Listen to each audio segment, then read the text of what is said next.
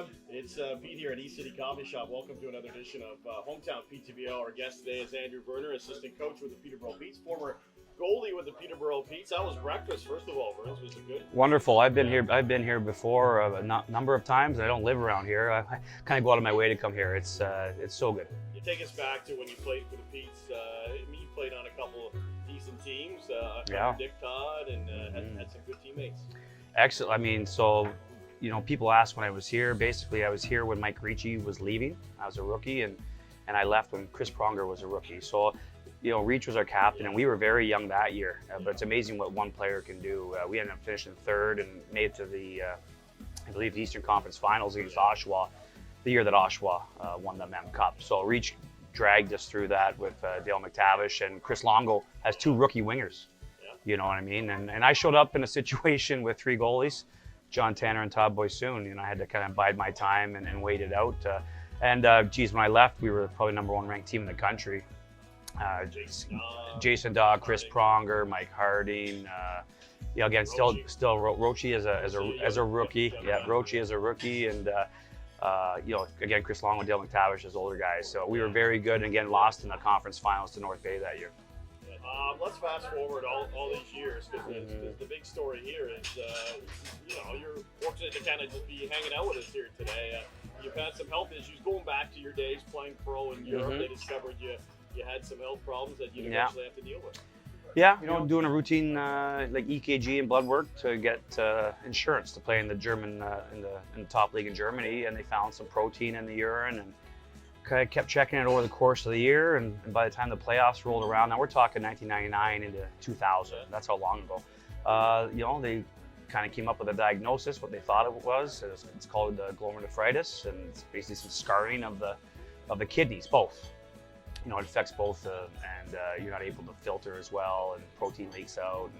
So anyways, got through that playoffs and had a biopsy, and the result was confirmed, and basically lived with it ever since. Just kept, the diet changed a little bit, but, just kept getting blood work done and getting checked, and was cruising along pretty good, but always knowing in the back of my mind, on your good days you forget, but in the back of your mind, it's there and hanging, and certainly my family knew it was hanging there, and maybe 2.5 years ago, it happened. Everything started to go, and the kidneys couldn't hold up anymore, and had to make a lot of plans to try and keep living the life I was living and doing the job I was doing. Let's go to 2019.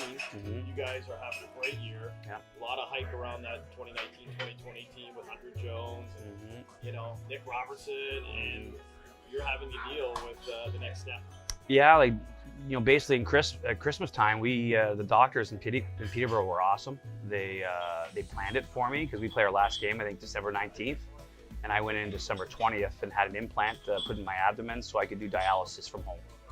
Basically, I didn't want to be tied down in the hospital 3 days a week. So that's the way we. Parking will kill you. Yeah, you got to try Toronto General. And so yeah, we got used to it, got settled in, and no one really knew.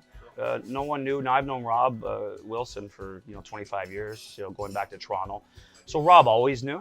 But he didn't know the severity of it or anything like that. I eventually finally, leading into the playoffs, let him know, and had to let Mike know, because we were getting ready for a long run, as everyone knows, and I was going to be on dialysis, and I already was on dialysis. And so we started to make plans for me on the road, and the doctors were making plans for different dosages, if I had to wait 10 hours, just all kinds of stuff. And, COVID hit, and we got shut down, and that was it. Oh, here comes very good coffee, by the way. Great. Best coffee in East City. Yeah. Thank you.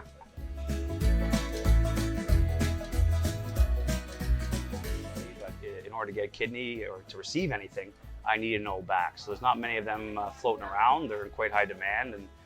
And tried a few people in my close circle, no matches.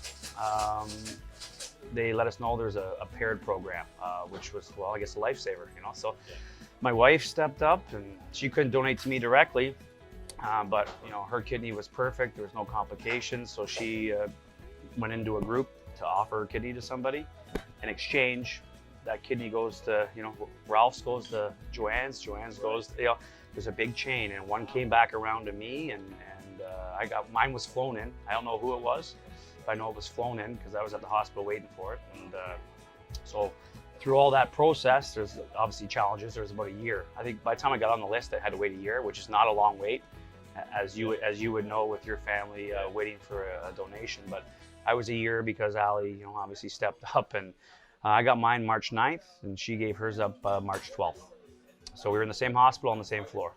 How struck were you more worried about? Oh, I wasn't worried about me. I felt terrible. Well, they don't put it on the brochure, and hey, please donate. But they don't put it on the brochure that the healthy person giving one up feels it a lot more. Yeah. She's going from perfectly healthy to not well. You're feeling great. I was tap dancing 2 days later. I was down at Toronto General getting smoothies, walking around, getting coffee, and she was trying to lick ginger ale for a couple of days, But so there's certainly a guilt factor there. It made it worse that I got released the day before her. So I was like, well, see you later, Ali. I'm gonna head home. And I stayed in Toronto, got at my parents' house, and went back first thing in the morning and got her out. But yeah, and you got to remember the funny part about this, or the hard part, is this is all during COVID.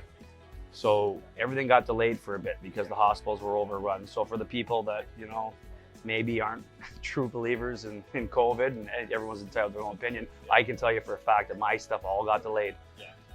All my tests, and the nephrologists all got called out of there because COVID was affecting kidneys. But I didn't know if I was waiting 1 year or 4 years.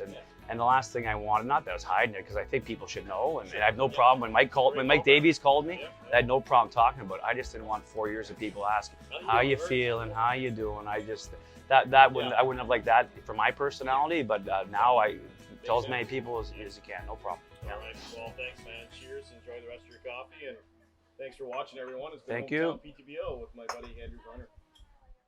Thanks for joining us on this edition of Hometown PTBO, brought to you by Darling Insurance.